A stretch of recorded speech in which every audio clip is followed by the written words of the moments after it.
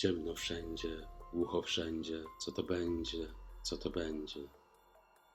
Zbliża się koniec października, a wraz z nim coraz popularniejsze w Polsce Halloween. W tradycji słowiańskiej w noc z 31 października na 1 listopada obchodzono z kolei dziady. Oba święta łączy zbliżona tematyka oraz symbolika. W tym m.in. maski, które miały symbolizować zmarłych i odstraszać złe duchy. Ponieważ po testach szlifierek mimośrodowych została mi klejonka zrobiona z odpadów, postanowiłem wykorzystać ją i przygotować taką maskę przypominającą wydrożoną halloweenową dynię, nazywaną w kulturze Słowian karaboszko. W pierwszym kroku rozrysowałem odręcznie maskę na drewnie. Nie zależało mi, aby miała ona idealny kształt, wręcz przeciwnie. Pierwszy krok to wycięcie kształtu wyżej narw.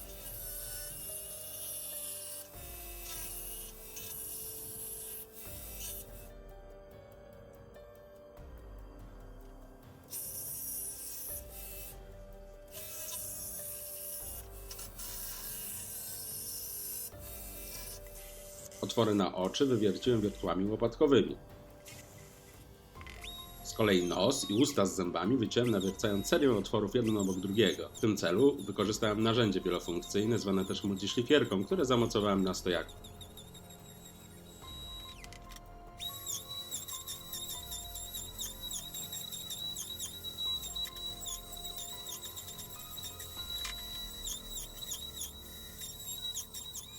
Następnie otwory oraz obwód maski wyszlifowałem również z wykorzystaniem multiszlifierki umieszczonej na statywie.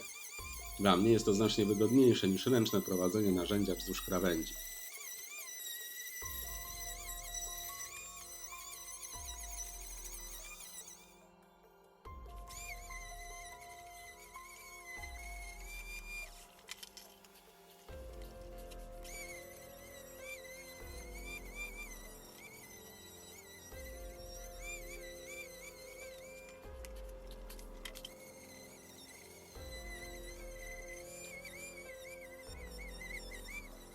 Aby zaostrzyć zęby, wykorzystałem ostro zakończone frezy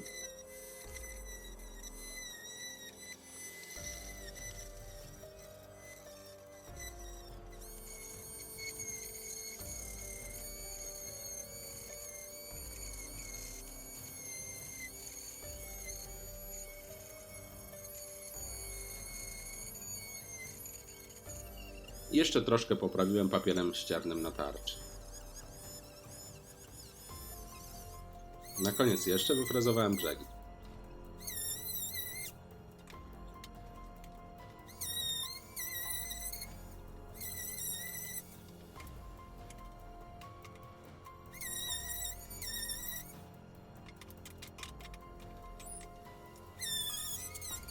Maska nabrała swojego kształtu. Czas na etap drugi. Chciałem, aby moja karaboszka sprawiała wrażenie starej maski. Dlatego postanowiłem popróbować z metodami postarzania drewna. W tym celu najpierw opaliłem maskę palnikiem gazowym.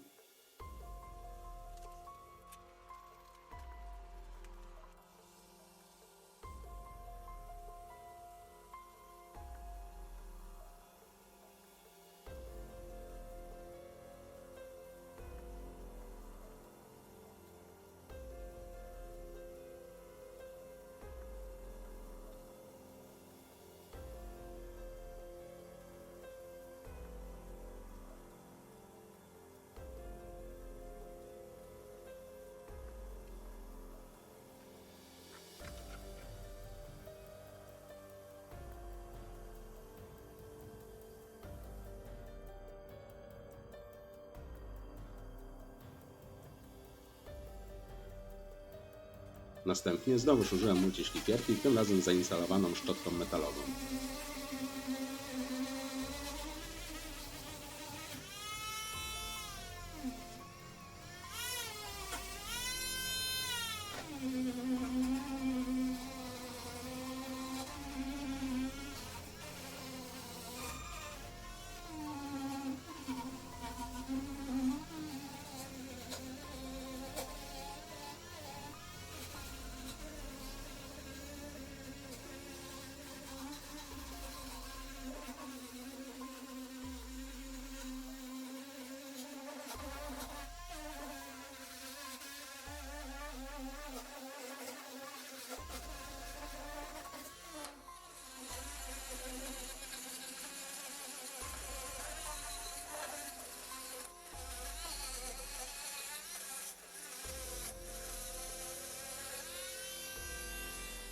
sam koniec wykorzystałem lakierobejcę, którą używałem w jednym z poprzednich projektów do malowania ramki.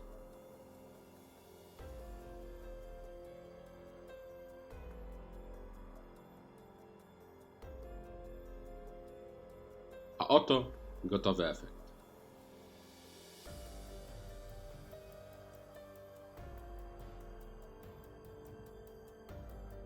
Jednocześnie zachęcam wszystkich do samodzielnej zabawy z drewnem, bo czas ucieka, życie mija.